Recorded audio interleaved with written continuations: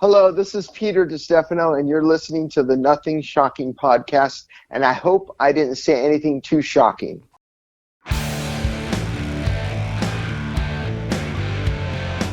Want to know what's going on in the world of music? Then tune in to the Nothing Shocking podcast, a non-genre based, all-ages friendly rock and roll program. Join us weekly for interviews with all your favorite rock stars from the mainstream to the underground. You can find us at nothingshocking.libsyn.com or anywhere you download podcasts.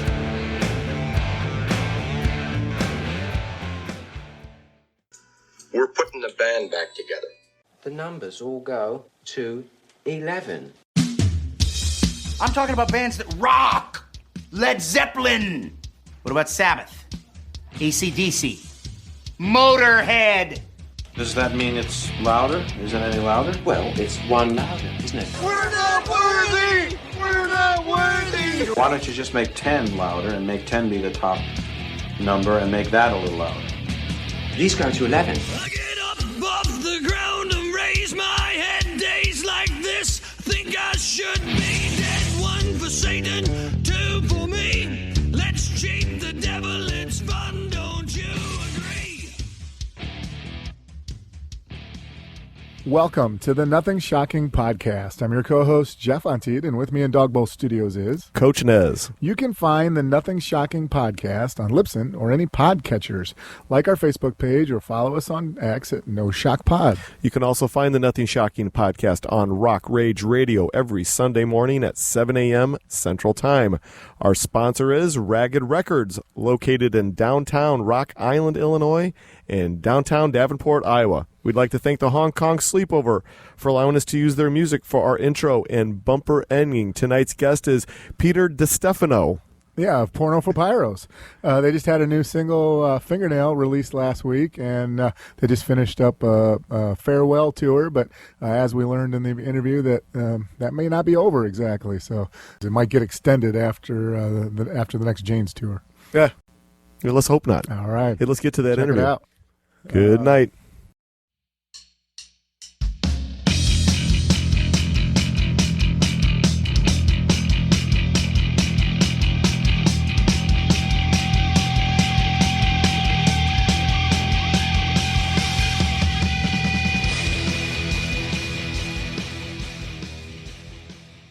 Peter, welcome to the Nothing Shocking podcast. I'd like to introduce you, my co-host, Jeff Untied. Peter, thanks for joining us. Hi, tonight. Jeff. Yeah, how you doing? Thank you for having me. Everything's beautiful. Thank you. We're excited to have you tonight. So let's get right into this.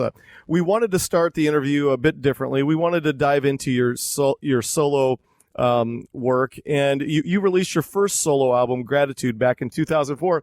Apart from being a band member, kind of talk a little bit more about that. Well, it actually, the first album I made, solo album, I guess you could say, was a project called Venice Underground. Mm-hmm. Yeah. And I brought in a bunch of guests. So for that album, Venice Underground was done in, I think, 1999. Mm-hmm. And that was, I had Eric Avery on bass. Mm-hmm. I had Kevin Haskins on drums. I had David Bearwald, and I produced a few tracks on there. We had musicians from Venice. This girl, Becca Byram, sang on a song called Venice by the Sea.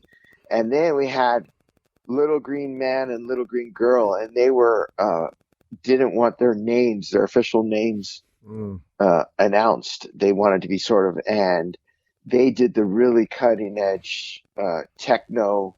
The guy, I know his names, but I'm not supposed to say theirs, but I'm going to say their names. Okay, time to break the ice. His name was Mark. Okay, So Mark was like the DJ guy, the computer guy, did like all the main tracks, and I did the guitars. And then a girl named Deidre. Name is Deidre, but she was a little green girl, and he was a big green boy. And Deidre did the vocals, and we did songs like Backseat and Hard Young Thing, just great stuff. And so that was an album. And then the following year, I did an album with Harry Gregson Williams called Rambient. And that was, we co-wrote and co-produced the whole album together. And we had people like Flea on bass. Peter Murphy sang on a couple of tracks, co-wrote and sang a couple of tracks with us. We had Mio Hitari from Chiba Mata. She sang on a couple of tracks. And then we had Lizbeth Scott, who's does a lot of vocals for movies. She did a few songs. So it was, then there was that album. Then I went into my full-on solo where I just sing and Gratitude was an album where I had Michael Blue on bass and this guy Sean Coulihan on drums. And then from there I did 9 more solo albums. So I have 10 singer-songwriter solo albums, and the rest of them I did all the bass, the drum parts, the singing and everything, and the rest of the albums. So I have over 100 songs that are singer-songwriter songs, and they're up on Bandcamp. And they just live up there. I try to not promote them that much because it was just so much output. And then I got into Lance Herbstrong. So that was from 2004 to 2010. I did over 100 singer-songwriter songs on 10 albums. And then I did Lance Herbstrong, which is me and 2 DJs, and we did mashups for 10 years. And that was just a blast. And we're about to release our 4th album, called Scuba to Cuba, and we're going to release that soon in the next couple of weeks. And but we did gigs, traveled the whole world and everything. It was a successful thing, and we did that from 2010 to 2020. Then the pandemic happened, and so when the pandemic happened, that's when we decided to do Porno for Pyros, Lollapalooza virtual in 2020, where we played in the backyard, Miwok, Quirk, and Perry. And we did that. And then since then, I've been focused on Porno for Pyros, but I decided to release one instrumental song a year. And I started in 2022 with a song called String Theory. Yep. Then 2023 with a song called First Hit of Wednesday. And then when I was on the road, I brought my laptop and wrote and recorded a song called Dark Energy. And I started it in Omaha, Nebraska, and finished it I started it, and then, I started it in Aspen, Colorado, and mostly finished it there. Then, I can't remember. But it was either, I know there was 3 locations. It was Aspen, Colorado. It was Nebraska, Omaha, Nebraska. And then I finished it in Chicago. And then released it on DistroKid on Chicago. And it goes on all the platforms. It's so great. So I like to release, electro guitar music, 1 track a year. So I've done it 3 years in a row, singles. And then since all of that, I've had a really long career in putting music in media, like films, TV shows, video games. And you can see all that stuff on my IMDb. And that's it. That's basically in a nutshell what I've done. And then, of course, I toured for Peter Murphy. I did 2 tours with Peter Murphy in an album. One with Eric Avery on bass, Kevin Haskins on drums. And that was in 2000. We did the whole United States. And then right after that tour, then it was me and Peter again, but just me, Peter, and a violin player. That was scary. So it was a lot of pressure on me to hold the band, to hold it together. And we did that tour, and that was Just for Love. And he released it as a live album. And we did like Bauhaus and Love and Rockets, or Bauhaus and Peter Murphy stuff. And that was fun. And then, I was in the Action Girls with Scott Weiland, and we did that. But the legal stuff kept stopping it, going to jail and stuff like that. So, but when we did it, when we recorded, I got to play, record on the album, 12 Bar Blues. I got to play some live gigs. We did the K-Rock Acoustic Christmas and stuff like that. And then it just, he had to go spend time in jail, so that fell apart. I wanted to bring this back to Gratitude, and it was such a was, whatever you want to call it, a banger of an album for your first album. Can you talk a little bit more about the songwriting journey for that album? Well, that was when I first got it together, like in terms of my health, mental, emotional, and spiritual. And I just, I had a great, just everything, all the stars aligned. And Michael Blue is one of the best producers in the world. And so to produce with him, it was just at a different level. And the rest of the albums I did all by myself, with no help. So it was only the power of me, but the power of Michael in me, it was just a different thing. I mean, Michael's produced, Colby Collet sang on a song called Sweet Tooth, Starry Eyes on the album. And she was 14 years old, and she was Ken Collet, who helped produce a song called Poisons. So Ken Collet was the producer for Fleetwood Mac Rumors, that album. So he co-produced, and Michael Blue co-produced, and I co-produced. So I had the most incredible production team for that album, with the most incredible gear. We had Neves, all the best gear you can have, all the best producing. I spent, a year full time on it in really nice gear. It was really put in a lot of work.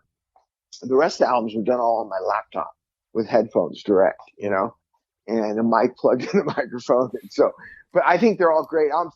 It's all just like a recording of my life, Mm-hmm. and but Gratitude was made to be like, the same production value as I was signed to Sanctuary Records. It was a major label deal. It was, there was I had 5.1 Entertainment, and I had 3 record deals at the time with 5.1 for Rambient, Venice Underground, and my solo stuff.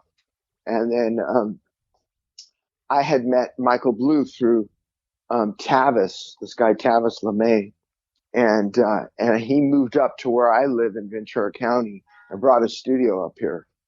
So we and then a couple of the tracks. Sorry about my dogs barking. No problem. A song called New Day, and a couple of them I can't remember, but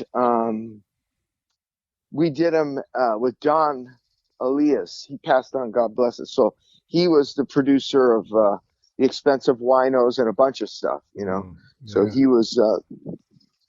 So I did a lot of basic tracks with him for that album, and then finished him with Michael. And then there's things I did on my laptop too, there's songs on that record that I did on my laptop too by myself and added it. So it was like it was a well-rounded album. Were most of these songs ones that you recorded for this session, or were you working on some of these songs throughout the years leading up to it? There were songs I was working on throughout the years leading up to them. There was a couple of songs on there that were supposed to be for Porno for Pyros. Okay. But I wrote my own words over them and melodies. Yeah.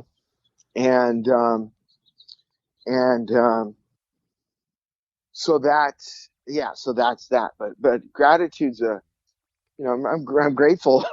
I'm grateful. Gratitude. Absolutely. I wanted to kind of interject here that my favorite track on Gratitude was My Sweet Tooth. Awesome song. Yeah. Talk a little bit more about writing that song.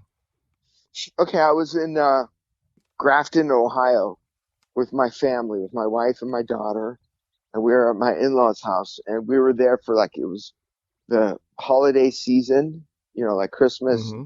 New Year's, Hanukkah time. And I was waiting for a publishing deal from Mojo Records. And eventually I did get it. But it was just the whole going back and forth with the lawyers and this and that, and not knowing if it was going to come through and craving it. And I used to say, my sweet Lord, and or God, or sing about God and stuff. And then my wife said, you should, make it more ambiguous. So then I changed words out for my sweet tooth and stuff like that, meaning I'm craving I'm craving peace from God, and it's like you're craving candy, you know? And, so I was just, so, the lyrics, at first you want to literally say what you're talking about. And maybe I'm ruining the songs by admitting all this stuff. I mean, I'm just trying, I'm into being honest. So yeah, but that song was, craving and begging for things. And things don't work out the way you want them to, and you're starting to panic and have anxiety. But if you just let go and let God help you, it'll all work out. Fantastic. Fantastic. Well, yeah, you talked a little bit about Rambient earlier. Did working with Peter Murphy on Rambient, did that lead into working with him on his solo album? No, the solo the album with him was during the middle of the first tour and the second tour. Okay. I did the Scott Weiland and the Peter Murphy stuff before the Rambient stuff. Oh, okay.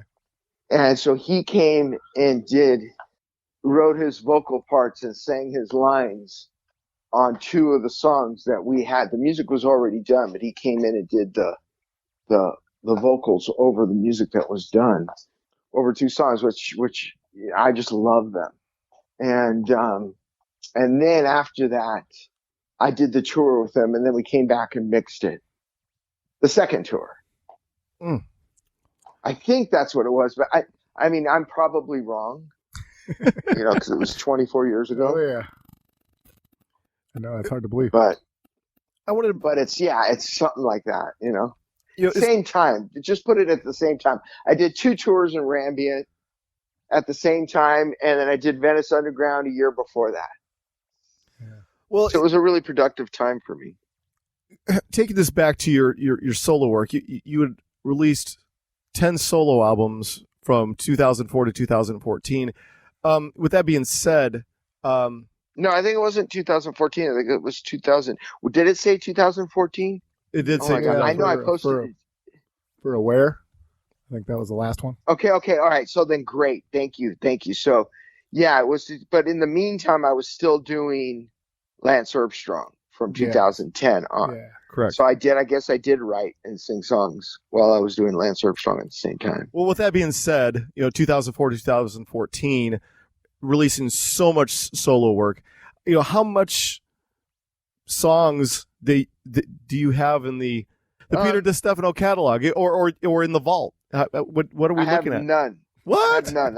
I have maybe 9 or 10 Porno for Pyros songs in the vault. Oh. That I have ready. But in terms of solo songs, I've released and written everything. And there's certain songs that I go, oh my God, I can't handle how weak I was and how painful that was. But then there'll be somebody who'll come to me and go, that's my favorite song of yours because it was so vulnerable. There's no, like Queen, we are the champion. There's no like powerful hurrah. It's just me just being completely destroyed by love and dishonesty and confusion and addiction and just destroyed. It was so weak. When I hear it, I go, oh my God, I can't even hit the things on time. I can't even get the pitch. I'm just so ruined as a human. So the music to me is just ruined. But people hear that. And there was this guy, Fred, who said it's my favorite song, the song called Whiskey and Lies. I can't even listen to it. I'm like, they're asking me on TuneCore to renew the subscription, or they're going to take it down. I'm just like, take it down. I don't even want to renew. I'm hoping it'll disappear, but I'm sure it's going to stay somewhere somehow. Because I would have loved to re-record that with Michael Blue, powerfully, with the way I'm feeling today, but at the time I was just beat down, Well, and we've spoke to so many artists that that are on both sides of the coin, that everything they write and everything they record they release. Or we have on the flip side, we have artists that put everything in their vault and they slowly release stuff or forget about it and come back to it 10, 15 years later. but you truly are an artist that whatever you write and record, you're releasing. Yeah, there's a lot of K38. There's a whole era of my life that's K38 before Porno for Pyros. And it's a surf band. We had like 20 singer-songwriter songs that was surf music and funny songs. And he has the vault on those. And I'm like, release them, do whatever you want, And my drummer, who was my partner, Bill Costigan.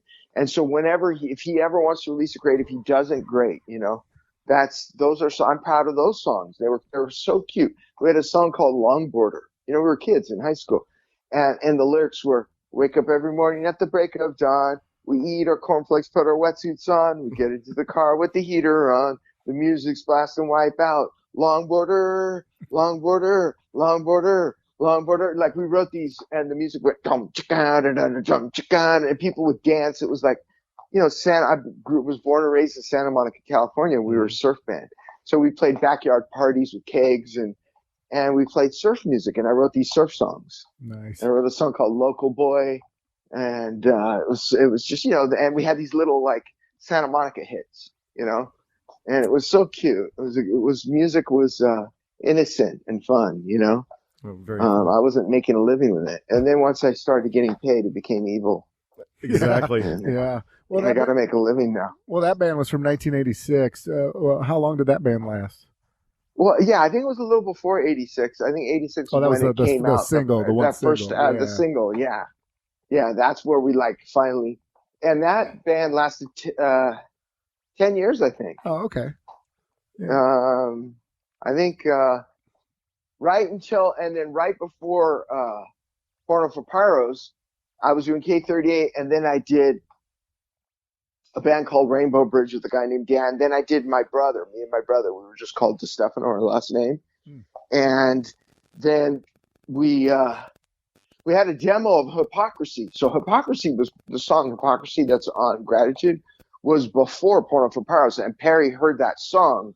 His friend Greg played it for him. He goes, "Bro, listen to the solo. Sounds like the Stooges." And then he's like, "Who's that guy?" And then so Perry was interested in meeting me, and we went on a surf trip, and it all started. So it basically all came off of the song Hypocrisies. Oh, that's cool. That's on Gratitude, but that song was written, in the 80s. Awesome. Well, your last solo album, Aware, was released in 2014. It was considered your 10th solo singer-songwriter solo album since 2004. Can you talk a little bit more about the evolution of your, I guess, songwriting in your solo material? How do you feel like your songwriting matured in that 10-year period? Well, it's funny. There was an album, I don't know which one, but I just went to go listen, and there was a song called, I think, Chasing Wind, and another song, I forgot what they're called. And as soon as I heard it, I started crying. It was like listening to Syd Barrett or something. I just couldn't do it.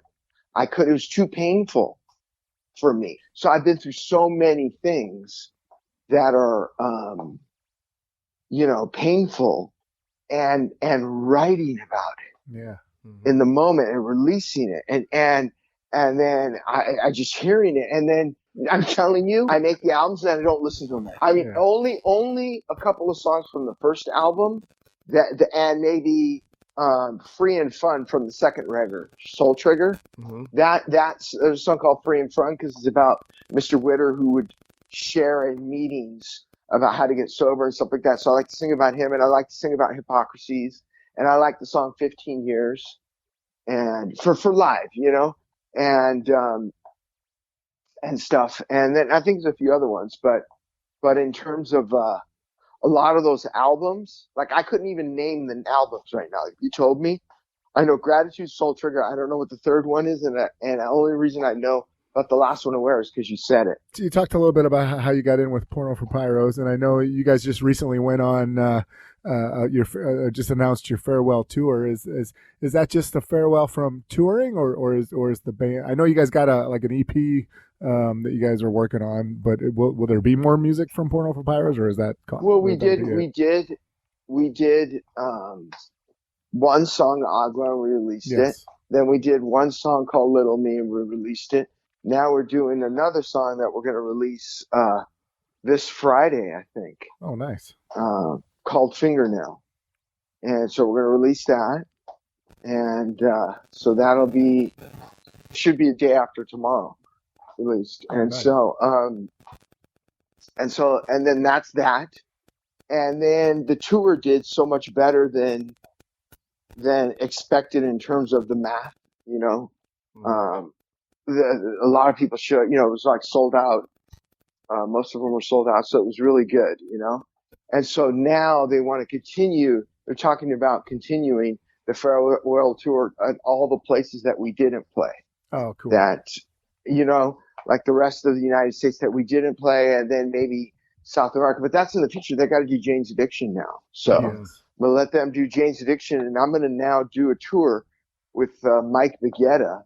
He's a award-winning jazz guitar player. It's going to be just me and him on guitars. We're going to go out acoustically and tour all of the U.S. from August to December. Nice. So it's going to be acoustic guitars, just two of us doing punk jazz. Oh, acoustic. Fantastic. Nice. Yeah, so that's we're working on that now. It's going to take a couple months to set up and get all the gigs and do the press and everything for that, and then so I'm going to go out and we're going to do it the Mike Watt style in my Bronco, Mm-hmm. and we're going to sleep on people's floors, and we're going to punk rock tour it. That's awesome. You know, Fantastic. yeah, because I'd never done that. I've never done the Mike Watt way. You know, I've always done with tour buses and Four Seasons and stuff like that. So I'm really looking forward to doing like 66 shows in 66 days, you know, kind of a thing. Nice. You know, but 2 legs of it. You know, we're gonna do one leg, then take a week off and do another leg. So we're gonna do. I gotta do it. Mike Watt, like, he calls me this is another thing. Mike Watt for 10 years has been calling me every single morning at 5:45 a.m. no matter what, whether it's Christmas, my birthday, you know what I mean? New Year's, it doesn't matter. He calls me, and we did it on tour too. And he'll wake me up in the bunk. Come on, we got to read. And he's been pushing me on the Circle of Fifths and Theory and John Coltrane, and we just finished the Miles Davis book, and it's just always pushing me on jazz and theory and to get better and to practice. So, this tour. Just today, I put up a thread on my Instagram thing called Guitar Solo, and it's basically like just one video of one of the nights, one of the solos on the tour with Porno, and it's just it's all in that solo. Everything that I'm trying to do with, the observable universe is 5%, dark matter is 20% that binds the galaxies together, and then dark energy is 75% of the expanding universe, which is speeding up. And so I just try to utilize all of that and take it and put it in a black hole. And the guitar is the black hole, and the other side of the black hole is the white light, is the white hole, and that's what's coming out of my fingers. Nice. And it's like a Big Bang theory, from my fingers. And so that's what's in that solo. It's just one video on one Instagram on my little thread, and I got a picture of the pie, the pie of the universe. That physics tell us is real, so it's not like I'm crazy. But that's how I set up my 3 amps. I called one amp dark energy, one amp dark matter, and then the other amp was the black hole. So I think in 3s. And so I'm really into that. And so I'm going to do that with Mike Baguetta on acoustic guitars. Very cool. And he's, award-winning jazz guitar player, so he'll give me legitimacy in the whole punk jazz thing, because I really love jazz. And so I had to learn giant steps and loop it and play solos over it, just because there was trolls that came on and put me down for even bringing up the word jazz. And so like a rite of passage for jazz is to be able to solo over giant steps. So I did that, and it's in my highlights reel somewhere or something, and where I'm DJing a loop of giant steps, and it's 26 chord changes in 13 seconds, and 10. It's got like, I think 10 key changes or something like that, and so it's really hard to solo over. So, but I use every note I do create. It's all right, the right notes. So then nobody can bust my balls for when I play, notes that are breaking the rules. I love to break the rules. That's what jazz is all about. Exactly. Yeah. Well, Yeah. I wanted to bring this to your work with Scott Weiland and Peter Murphy and Perry Farrell. These are some big names in the rock and roll business. Big names, big egos. For you, can you kind of talk a little bit about working with these giants in the industry, and how did it form you in your playing style, dealing with such magnitude of musicianship? Well, I laugh. It's like Peter Murphy would be like in an interview, and he'd go, Peter. Sorry about the dogs barking, but he says Peter uses his instrument like a sound device. He was doing some lofty explanation of me as an artist with the guitar. And then when the interviewer asked me, where does this all come from? And I was like, I just want to play Sweet Home Alabama and make out with chicks. Like, I don't know what he's talking about. So it was like, I made funny stuff, and so Perry and I laugh a lot. Scott Weiland and I laughed a lot. And Peter Murphy and I laughed a lot, and so because it's a serious business art, it's with these cats, with Peter Murphy singing, Perry singing, and Scott Weiland, they're serious cats, about their art and their hearts and what they're going through. And there's darkness in all three of them, but there's darkness in me, And so the key is it's a lot easier for me as a guitar player to be honest with my guitar because it's not words,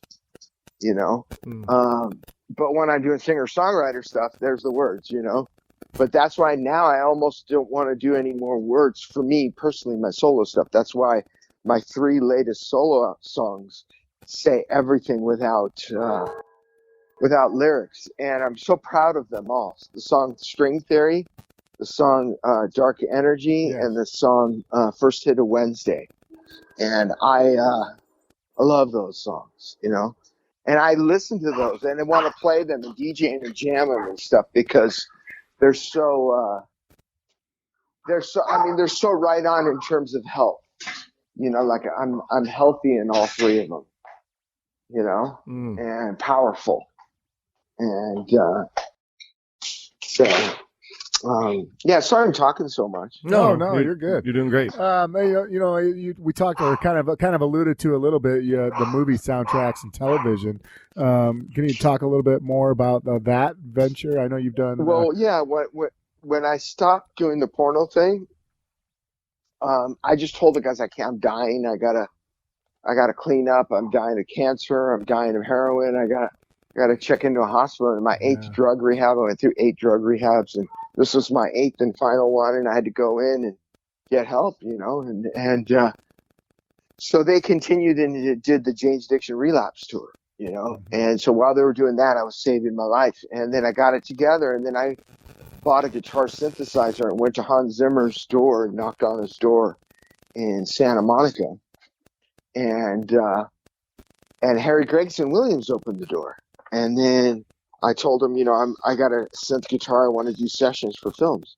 So he brought me in and just let me start, playing on his films. But then we did Rambient, the record too. And then since then, he's helped me buy a house, pay my bills, put my kids through college, all through Harry Gregson Williams, through playing on the biggest films. And that's pressure, playing on all the Shrek films and playing on Man on Fire and Spy Game and Equalizer 1, Equalizer 2. Don't forget the Chronicles of Narnia. The Lion, the Witch, and the Wardrobe. Big movies. $300 million films, blockbusters. The Meg, stuff like that. And so, but it's all on my IMDb. And I put an IMDb thread on my Instagram also, it's like a little thread knob or story knob. Yes. You can see everything that I've done. And I've done a lot of film scores too. But not the big blockbuster films, more independent stuff. or lower, Yeah. And then the big stuff, Harry was the composer, and I did guitar. But my biggest gig was where my kids were the happiest thing I ever done was in 2018. I played the Video Game Awards, and it was like 27 million live stream viewers, and I was all on their like Game Boys and on their Twitches and stuff like that. It wasn't like an on TV, and that was a big gig. And I played with the orchestra, and we did all the video game songs, and you can see it on YouTube, and it's 2018 Video Game Awards, and I'm a featured guitar player playing with the orchestra all the video game songs for the year, and it's pretty cool. Nice. Yeah, very cool. I wanted to touch upon the Santa Monica, Venice, the scene. Yeah. So many legendary artists have come out of that area throughout the last, I don't know how many years. Yeah. Can you talk a little bit more about the Santa Monica, Venice scene for musicians?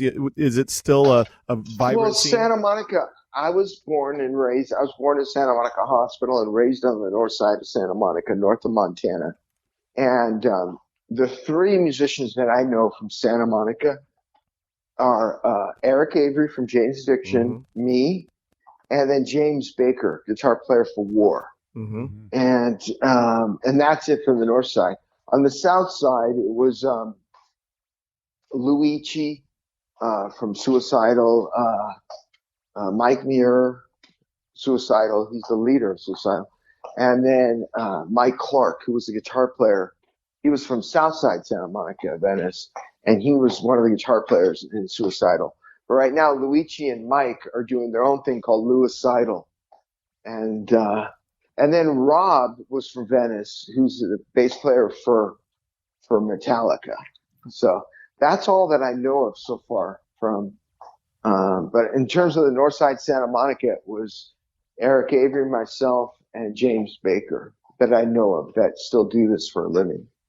Very good. Well, I don't know if you're comfortable about talking about your recovery in cancer, but are you able to talk a little bit more about your road to recovery, fighting through cancer? Yeah, I just how I got there was, I was in one of my drug rehabs and I escaped. And anyway, to make a long story short, my left testicle was like swelling up, and so I went to the urologist. He goes, "We got to operate immediately. It's cancer." And so the next morning, I was, but I was a heroin addict. So I told him, I'm on heroin. How are we going to do this? And so they said, don't get well. I'll get you well. Like, don't score. So I went in and they got me well with morphine. And then once I was well, then they put me under and did the operation. And then I had to recover and kick at the same time. It was horrible. And then I had a vascular invasion, so I had to do chemotherapy, and I did a couple of 3 2-week cycles of chemo and lost all my hair and everything. We did the Howard Stern Privates part, and I was bald and had to wear a hat, and with Dave and everything. So I was going through chemo during that,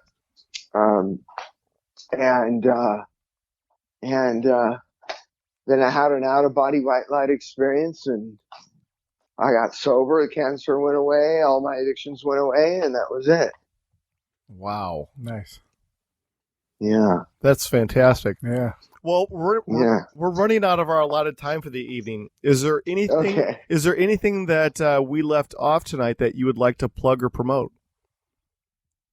Just honesty. If you're an artist, feel safe to be honest. And if it's hard to be honest with your lyrics, be clever. You can still be honest, but just be clever. Because there's a clever way to say what you need to say without hurting anyone or yourself. And that peace, peace starts within.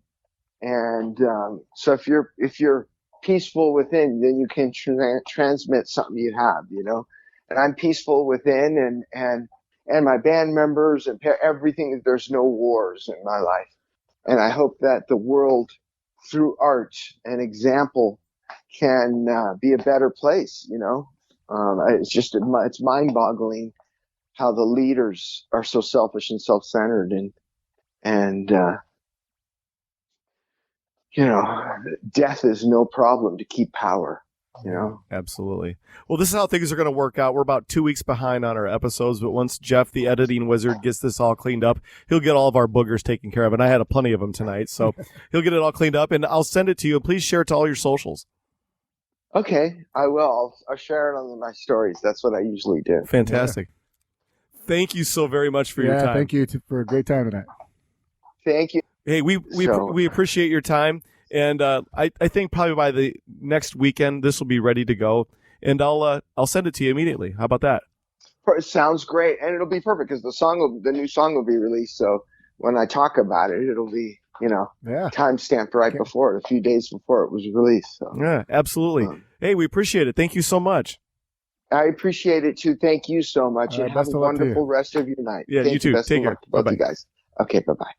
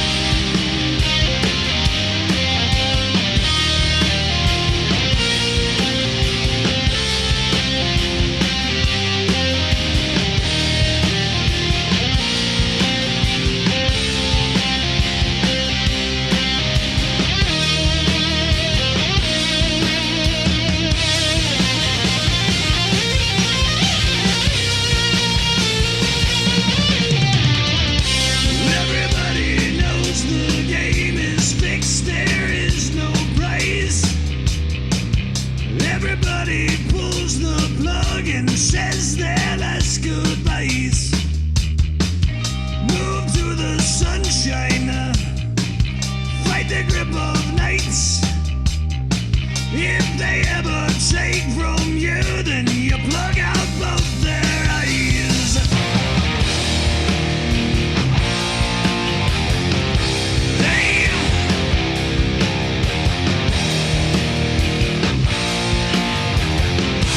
Roll the dice.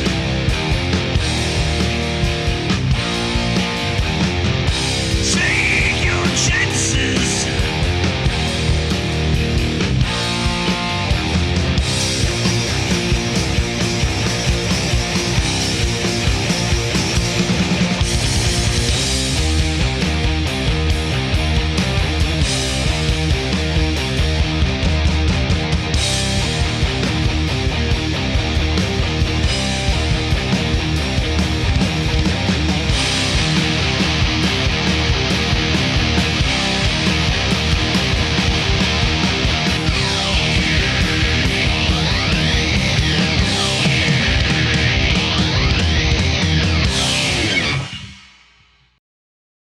Welcome to the night. You think you know Night Demon? Then the Night Demon Heavy Metal Podcast is for you. Step into the darkness as we peel back the curtain to give you an unprecedented, all-access look into the mind and the heart of the demon. We're talking band history, song analysis, studio anecdotes, stories from the road. It's everything a diehard Night Demon fan could want and more. This is the only place to learn the inside scoop, the deep dive trivia, the untold tales from the band members themselves and those closest to the Night Demon story. Need more? The sacred Night Demon Crypt will be pried open to reveal demo recordings that have never before seen the light of day, all with in-depth commentary by the band and the people who were there for the writing and recording process. This is a gold mine, a treasure trove of all things Night Demon. Head over to nightdemon.net or wherever you listen to podcasts.